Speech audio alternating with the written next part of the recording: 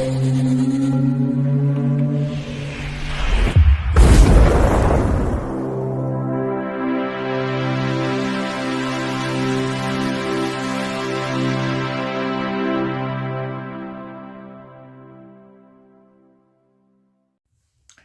Bayek, it's me Ian.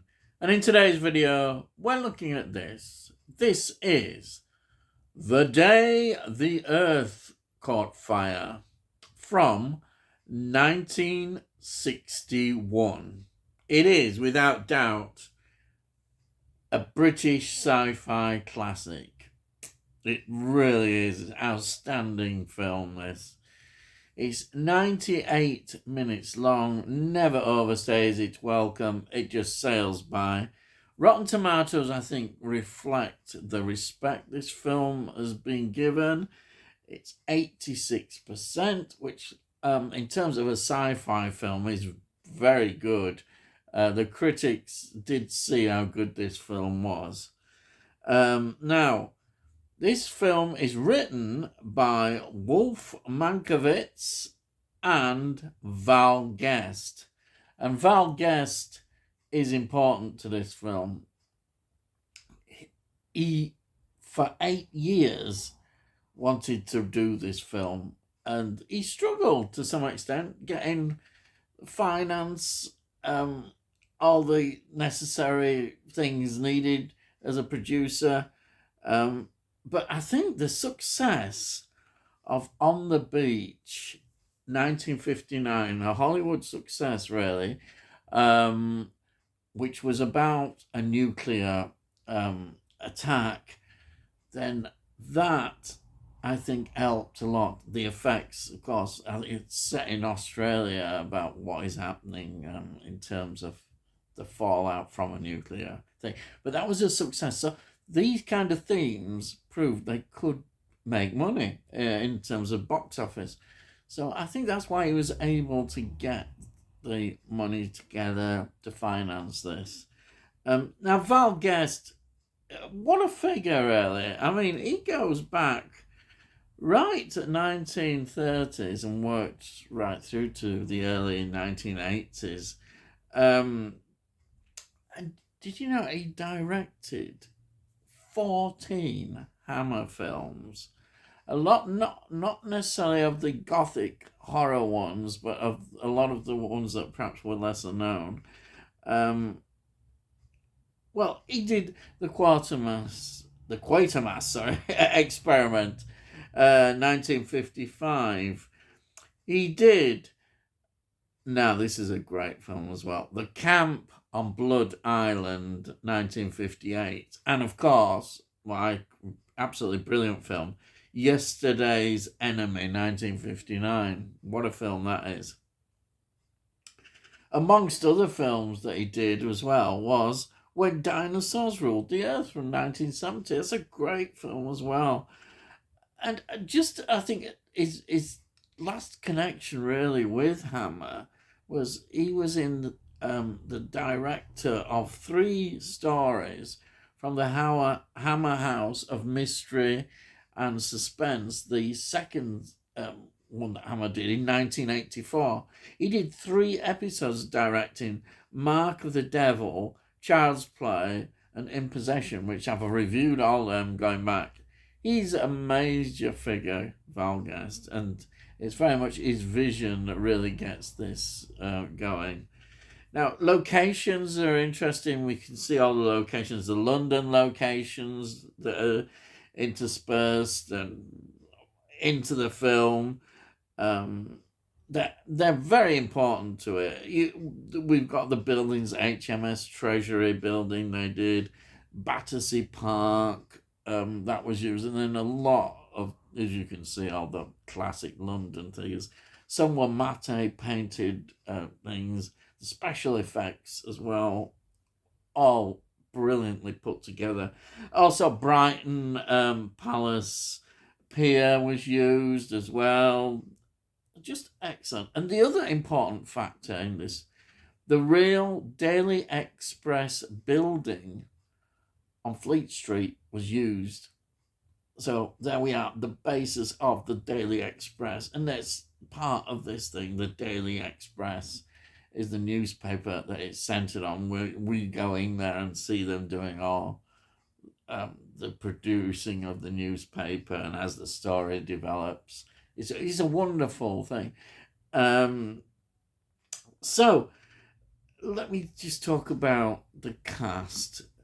The cast is headed by Edward Judd, who plays Peter Stenning. Now, films that he was involved in are First Man in the Moon, 1964, Island of Terror, 1966, The Vault of Horror, 1973, which is an Amicus anthology horror film.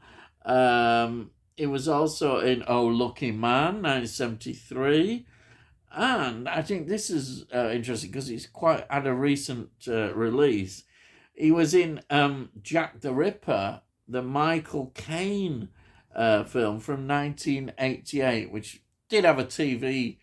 I think it was made really for TV, but it's brilliant. He's in that. He's in that brilliant.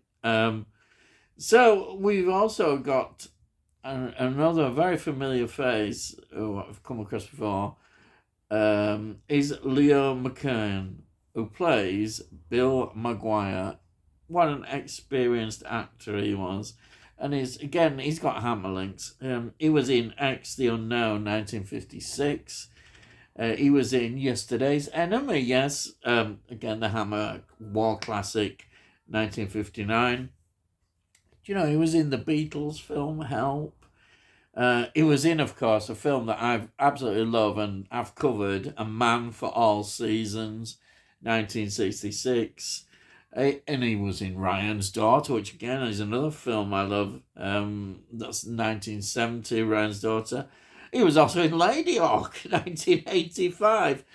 I see him as well because I love The Prisoner, the TV series. He was actually playing number 2 in 2 episodes. We see him, but he was well known really on the ITV series Rumpole of the Bailey, which he played from 1978 to 1992. Wow, he was just so well known in that role. He's a great actor. What a great career he had. Then we have another interesting character, Janet Monroe, who plays Jeannie Craig. I think she's really good in this. She adds something quite special in this. And it's interesting because she died in 1972 at the age of 38 of a heart attack. She was married to Ian Hendry. And if you know anything about Ian Hendry, he was a brilliant actor as he was. He had a lot of drinking problems. And it's believed as his wife that she was very much as well involved in the drinking. I suppose trying to join him in part of it, and that obviously didn't help her health. She was in a film a Walt Disney film that I actually love as well, which is Darby O'Gill and the Little People. From 1959, which Sean Connery is in. Yes, but she's in that. She was in a film called Hide and Seek from 1964, and Sebastian, 1968, which stars Dirk Bogart. Then we've got Bernard Braden, who plays the news editor. Now, this sort of realistic kind of thing.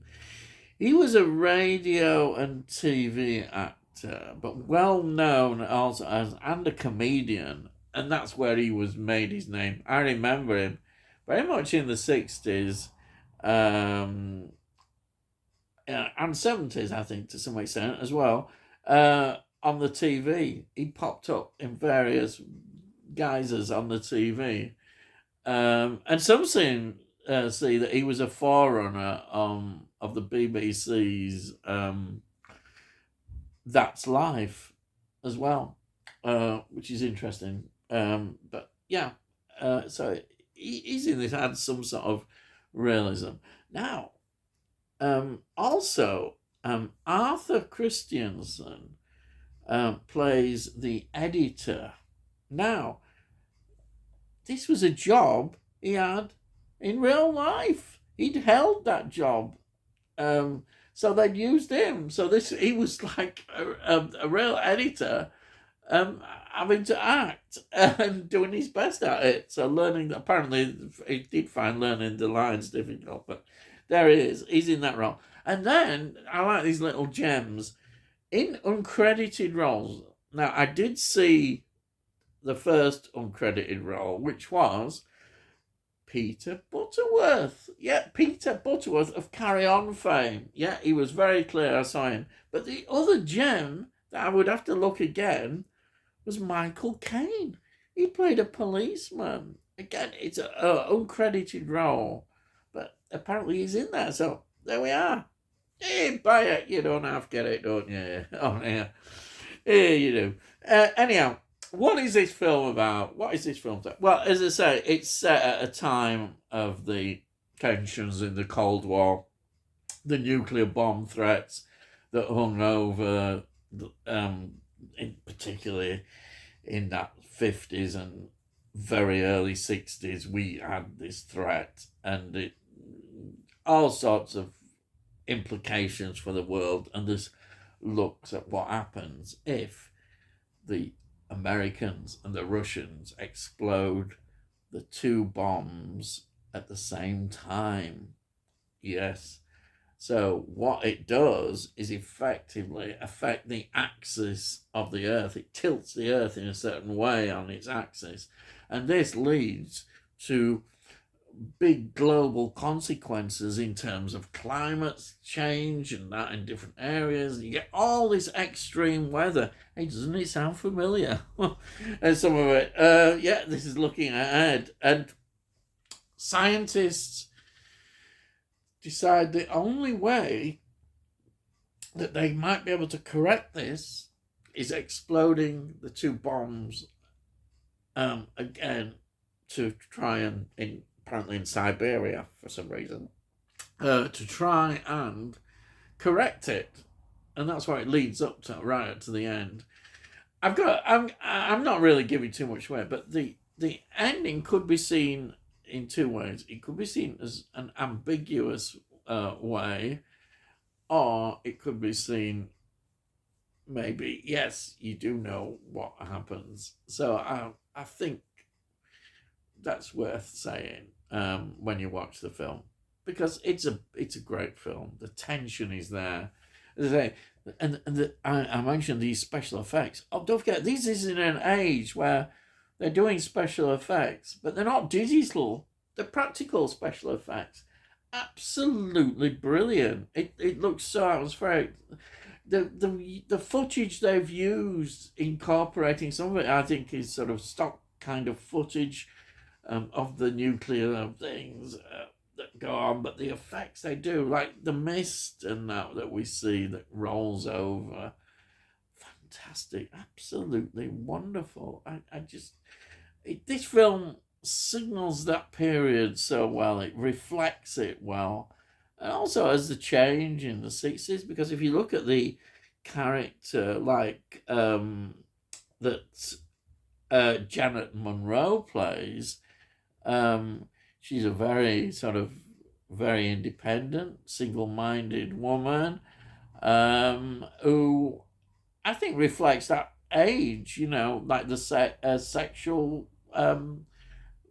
I think the moralities, they're different.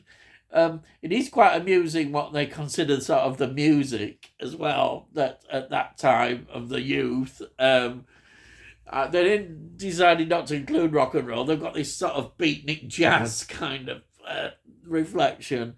But I think that rock and roll perhaps was a step too far for that supposedly rebellious youth. We have that in, but that's an interesting discussion. But anyhow, I would say this film is highly recommended. If you love sci-fi and love a serious kind of sci-fi, some people might even find this depressing, but I wouldn't say that. I think there's hope as well within this, and we can see that the way people are with each other, and there's a lot of positive outlook. But yeah, it is. You could say it is. Well, what happens at the end of the film? Well, you have to watch it and see what you think about the ending. Um, I love this film, and I've really wanted to get this, and I've got it now. I'm so pleased. Um, Thanks to Sean, really, because I got the CX. There it is. It's absolutely brutal. It's a BFI, and the extras. Wow, I could just spend more time watching the extras than the film. Just incredible amount of extras, and a lot of great films and little films showing everything about the nuclear threat at the time as well. And then we've got this beautiful disc, the way it's done, and then the booklet. I mean, what more can you ask for? This is a top release. You're never going to get this any better. What a job BFI do. What a job. Absolutely recommend this. Yes, that's it. I've finished. I've gone. I'm going. So if you're new to the channel, please subscribe, and want to let you know when I put out these videos.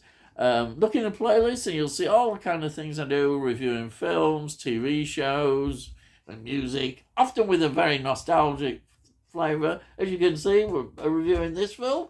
Now, if you've got any comments on this film, please put your comments down, and please give it a like, because it gets other people interested, hopefully, in it, on YouTube algorithms and all that stuff, getting it out there. Hopefully, well, you never know, do you? Hey, and that's it. That's all I'm going to say. So, all I'm going to say is, I'll see thee again.